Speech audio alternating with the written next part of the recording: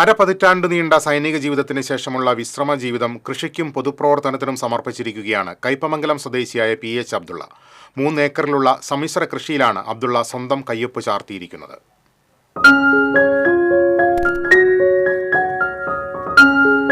കൃഷിയോട് കുട്ടിക്കാലം മുതലേ കൂട്ടുകൂടിയതാണ് അബ്ദുള്ള. മാതാപിതാക്കളായിരുന്നു ഇതിനുള്ള പ്രചോദനം. പഠന കാലഘട്ടത്തിന് ശേഷമാണ് CRPF-ൽ ചേരുന്നത്.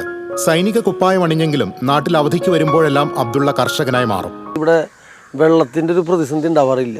അപ്പോൾ എപ്പോഴും മത്സ്യങ്ങളെ വളർത്താൻ പറ്റിയൊരു സൈറ്റാണിത്. അപ്പോൾ അതുകൊണ്ട് ഇതിലാണ് ഇത്തിരി കൂടുതൽ ശ്രദ്ധ കേന്ദ്രീകരിക്കുന്നത്. എന്നിരുന്നാലും മാടുകളും ഉണ്ട്.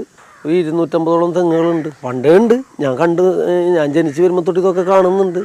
അപ്പോൾ അതിനെ അതേപോലെ നിലനിർത്തി പോകുന്നു. ചിലപ്പോൾ ഒരു സ്റ്റെപ്പ് കൂടി മുന്നോട്ട് ആക്കി വെക്കണമെന്ന് ഒരു ആഗ്രഹമുണ്ട്. അതിൻ്റെ ഒരു പ്രയത്നങ്ങളൊക്കെ നടന്നുകൊണ്ടിരിക്കുന്നു. കൃഷിയിൽ പുതിയ പരീക്ഷണങ്ങൾ നടത്തി മികച്ച വിളവ് സ്വന്തമാക്കണമെന്ന ആഗ്രഹക്കാരനായിരുന്ന അബ്ദുള്ള കാർഷിക വിദഗ്ധരുടെ ഉപദേശങ്ങൾക്കനുസരിച്ചാണ് തന്റെ പ്രവർത്തനങ്ങൾക്ക് തുടക്കമിടുന്നത്.